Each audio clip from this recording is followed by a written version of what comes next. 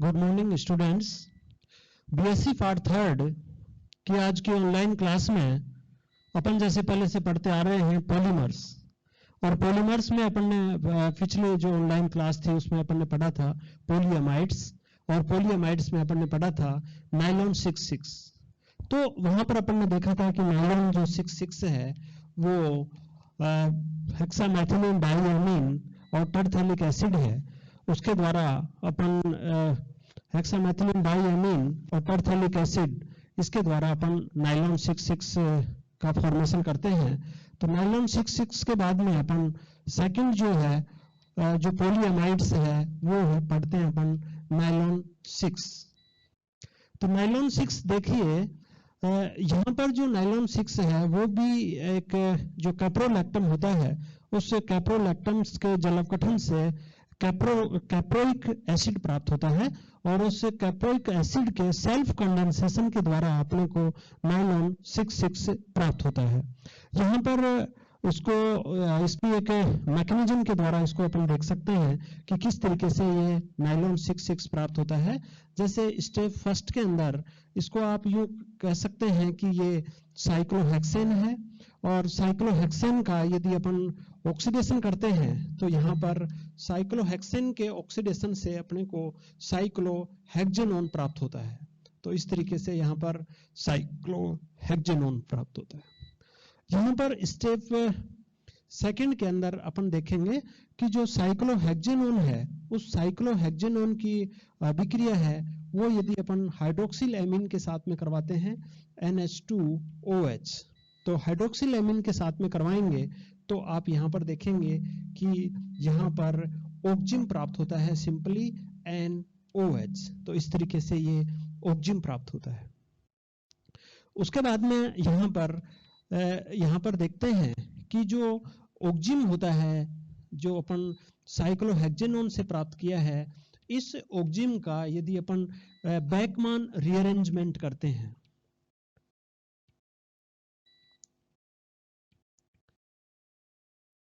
और Beckmann rearrangement के बारे में आप जानते हैं कि कंसंट्रेट H2SO4 यहाँ पर काम में लेते हैं, तो बैकमान रीअरेंज से अपने को यहाँ पर इस तरीके से यहाँ पर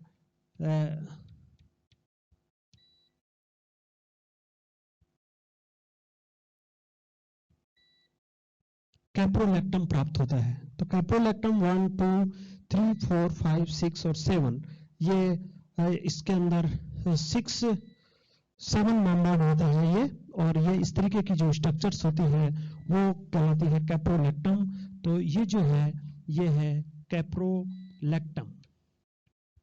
लैक्टम के बारे में अपन जानते हैं कि जो लैक्टम होता है वो साइक्लिक एमाइड होता है। तो जो भी कोई साइक्लिक एमाइड है वहां पर अपन लैक्टम काम में लेते हैं, तो यहाँ पर ये इस तरीके से कैप्रोलैक्टम प्राप्त होता है। उसके बाद में यहाँ पर आप देख रहे हैं स्टेप 4 के अंदर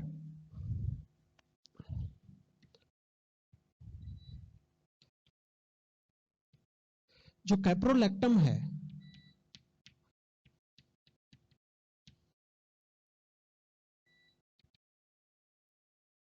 एक, 2, 3, 4, 5, 6 और 7, इसका अपन हाइड्रोलाइसिस करवाते हैं तो ये यहां से टूट जाता है H और OH। तो यहां पर क्या प्राप्त होता है NH2 और CH2। तो यहां पर 1, 2, 3, 4 और 5, तो ये 5 मैथिलीन और यहां पर COH। तो इसको अपन बोलते हैं एप्सिलॉन कैप्रोइक एसिड। ठीक है, ये कैप्रोइक एसिड होता है।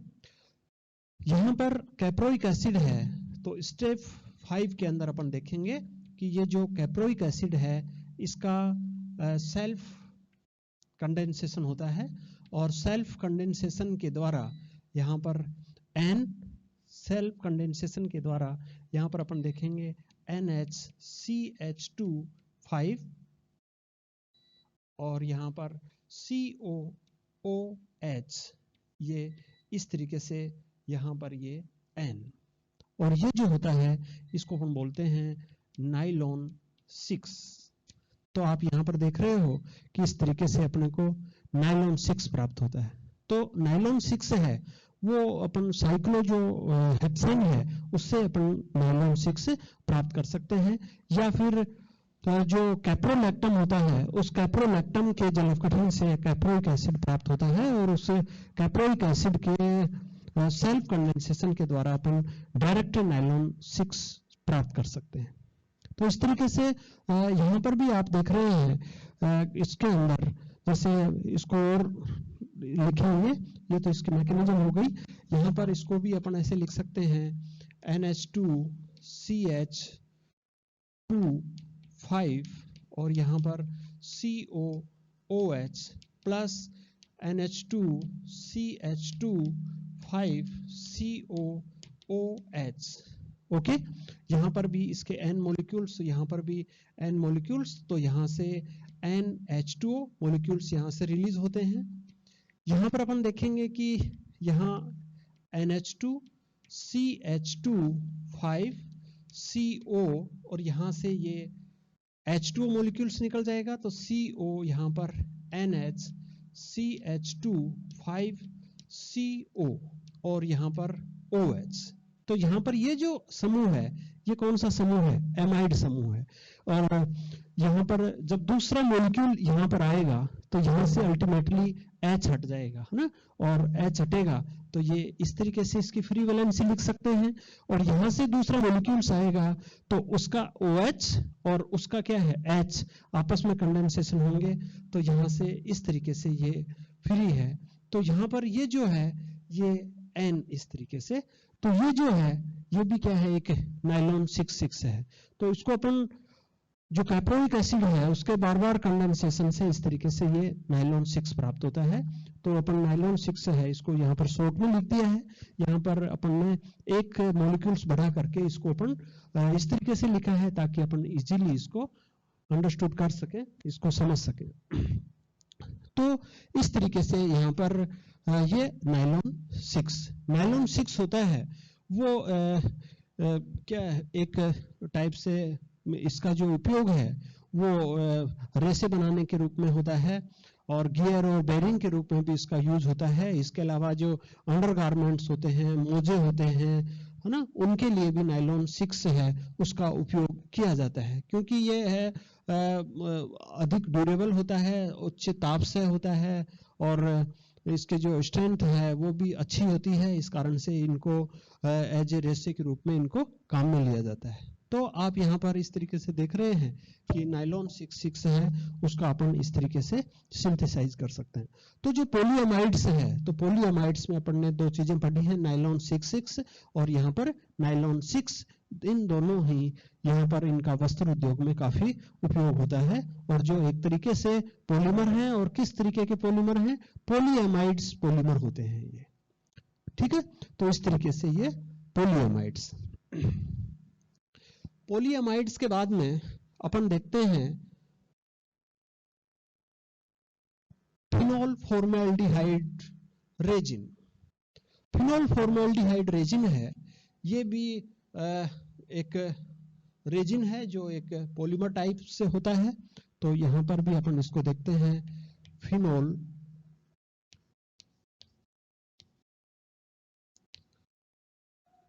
Formaldehyde resin.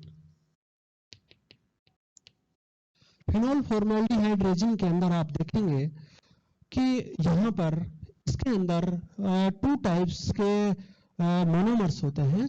एक जो मोनोमर है वो फिनोल होता है, दूसरा जो मोनोमर है वो फॉर्मेल्डिहाइड होता है। और ये फिनोल और जो फॉर्मेल्डिहाइड है वो आपस में रिएक्शन करके यहाँ पर ortho para methyl hydroxy phenol है उसका फॉर्मेशन करते हैं। तो अपन इसको देखते हैं, जैसे यहाँ पर अपन बात करें, यहाँ पर जैसे ये फिनोल है और ये OH समूह है और यहाँ पर ये HC डबल बॉन्ड OH, ये फॉर्मेल्डिहाइड है। यहाँ पर यदि अपन इसका रेशियो है, यदि अपन इन दोनों का रेशियो 1:1 लेते हैं तो यहाँ पर इन दोनों की आपस में रिएक्शन होती है। और आप ये अच्छी तरीके से जानते हैं फिनोल्स के बारे में कि जो फिनोल होता है उसमें जो OH समूह होता है वो एक्टिवेटिंग ग्रुप होता है, और एक्टिवेटिंग ग्रुप के साथ में ये ऑर्थो पैरा डायरेक्टिंग इसका डायरेक्टिंग इफेक्ट होता है। तो यहाँ पर जो फिनोल है वो आप जानते हैं कि ये एक इलेक्ट्रॉन रिच स्पीसीज होती है, और यहाँ पर जो OH समूह है ये भी एक्टिवेटिंग ग्रुप है, और यहाँ पर ये भी एक इलेक्ट्रॉन डोनेटिंग है। तो इलेक्ट्रॉन डोनेटिंग होने के कारण से जो बेंजीन रिंग है वो इलेक्ट्रॉन रिच स्पीसीज हो जाती है। यहाँ पर इलेक्ट्रॉन की जो डेंसिटी है वो इंक्रीज हो जाती है, और यहाँ पर इसकी जो ऑर्थो और जो पैरा पोजिशन है वहाँ पर जो नेगेटिव चार्ज है वो ज्यादा होता है। तो यहाँ पर अपन देखेंगे कि फॉर्मेल्डिहाइड है, फॉर्मेल्डिहाइड में ये इस तरीके से, तो यहाँ पर इलेक्ट्रॉन डेफिशिएंसी क्रिएट होगी, और इलेक्ट्रॉन डेफिशिएंसी क्रिएट होगी तो यहाँ पर जो यहाँ इस तरीके से जो ऑर्थो स्थिति है उस ऑर्थो स्थिति के ऊपर ये यहाँ पर अटैक होगा, और यहाँ पर अटैक होगा तो आप जानते ही हैं ये इलेक्ट्रोफिलिक सब्स्टिट्यूशन रिएक्शन है। इसके बारे में मैं ज्यादा नहीं बता पाऊंगा क्योंकि आप अच्छी तरीके से जानते हैं इसके बारे में अपन। तो यहाँ पर ये देखिए ये कार्बन है, ये किससे जुड़ेगा C, और यहाँ पर O- और इसके भी क्या जुड़ रहा है H2। यहाँ पर इस कार्बन के 2 हाइड्रोजन हैं और माइनस है, और यहाँ पर हाइड्रोजन है इस तरीके से और इस तरीके से है, यहाँ पर है ही ये। अब ये यहाँ पर और ये वापस यहाँ पर जाएगा, तो आप देख रहे हो कि ये H किस रूप में निकलेगा, यहाँ प्लस के रूप में, और प्लस के रूप में निकलेगा तो ये OH इस तरीके से। तो यहाँ पर कुल मिलाकर के अपन यूं कह सकते हैं कि जब अपन इसकी रिएक्शन करवाएंगे तो यहाँ पर अपने को 2 टाइप से होंगे, यहाँ पर CH2OH, और यहाँ पर आपको बता रखा है कि ये ऑर्थो पैरा डायरेक्टिंग समूह है, तो ऑर्थो स्थिति पर जुड़ेगा CH2OH, और यहाँ पर जो सेकंड स्थिति है पैरा स्थिति के ऊपर जुड़ेगा CH2OH। तो यहाँ पर आपको 2 टाइप के प्रोडक्ट हैं वो यहाँ पर इसका फॉर्मेशन होगा। अब इसके अंदर अपन देखते हैं कि इसको अपन बोलते हैं, इसको जैसे ऑर्थोमेथिलॉल फिनॉल भी बोलते हैं, और इसको अपन पैरामेथिलॉल फिनॉल भी बोलते हैं। तो इस तरीके से इन दोनों का यहाँ पर निर्माण होता है। उसके बाद में यहाँ पर आप देख रहे हो कि इस तरीके के ये जो ऑर्थो सब्स्टिट्यूट हैं ये OH CH2OH, इसकी रिएक्शन भी अपन फिनॉल के साथ में करवाते हैं, और यहाँ पर इस तरीके से ये रिएक्शन करते हैं, यहाँ पर इसके ये CH2OH OH इस तरीके से। तो यहाँ पर जब ये रिएक्शन करेंगे आपस में तो यहाँ पर एक लीनियर पॉलीमर है उसका सिंथेसिस होता है, और उस लीनियर पॉलीमर को अपन बोलते हैं नोवोलेक। तो यहाँ पर जो कंटिन्यू यहाँ पर होगा, तो यहाँ पर अपन देखते हैं कि ये OH CH2 और यहाँ पर ये OH CH2 और यहाँ पर ये OH इस तरीके से, और ये इस तरीके से यहाँ पर ये चलता रहता है, और इसको अपन बोलते हैं नोवोलेक।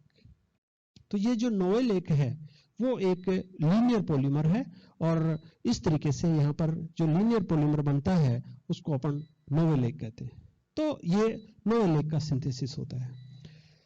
थर्ड, यदि यहाँ पर अपन देखें कि जो नोवोलेक है उसको अपन बहुत ही उच्च ताप के ऊपर गर्म करते हैं, तो ये आपस में रिएक्शन करके एक 3 डायमेंशनल क्रॉस लिंक्ड पॉलीमर का फॉर्मेशन करता है। और 3 डायमेंशनल क्रॉस लिंक्ड जो पॉलीमर बनता है वो उसमें क्या होते हैं कि क्रॉस बॉन्डिंग होती है, और क्रॉस बॉन्डिंग होने के कारण से वो स्ट्रॉन्ग होता है, और यहाँ पर यूं कह सकते हैं कि वो एक थर्मोसेटिंग टाइप से बनता है, जिसके ऊपर यदि अपन उसको और ज्यादा गर्म करते हैं तो गर्म करने पर उसमें नंबर ऑफ क्रॉस बॉन्ड्स हैं वो बढ़ जाते हैं, और बढ़ने के कारण से वो और भी ज्यादा कठोर हो जाता है।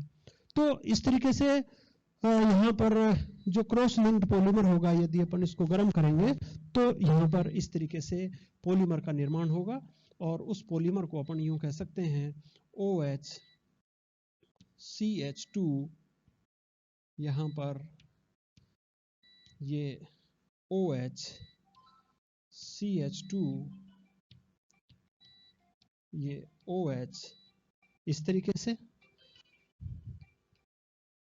और यहां पर अपन देखेंगे कि ये CH2 ये इस तरीके से, और ये CH2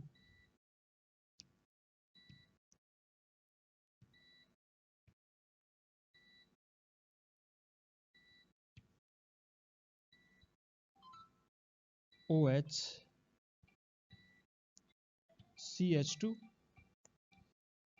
CH2 और यहां पर CH2 और ये OH,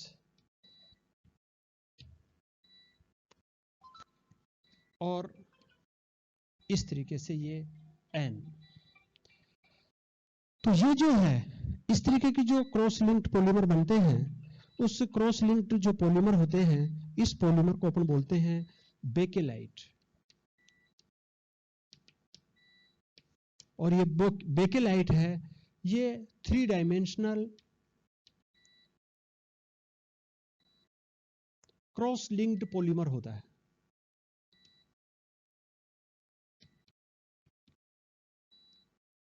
ठीक है, 3 डायमेंशनल क्रॉस लिंक्ड पॉलीमर होता है। तो इस तरीके से यहाँ पर फिनोल फॉर्मेल्डिहाइड है, उसके आपस में रिएक्शन से यहाँ पर 2 टाइप के पॉलीमर्स होते हैं। पहले लीनियर पॉलीमर नोवोलेक, और उसको यदि अपन गर्म करते हैं तो ये 3 डायमेंशनल क्रॉस लिंक्ड जो पॉलीमर होता है वो बेकेलाइट प्राप्त होता है। तो इस तरीके से अपन बेकेलाइट की स्ट्रक्चर्स को लिख सकते हैं। ठीक है, तो नेक्स्ट क्लास में अपन यूरिया फॉर्मेल्डिहाइड रेजिन है, मेलामिन फॉर्मेल्डिहाइड रेजिन है, इनकी स्टडी करेंगे। तब तक के लिए थैंक यू, थैंक्स।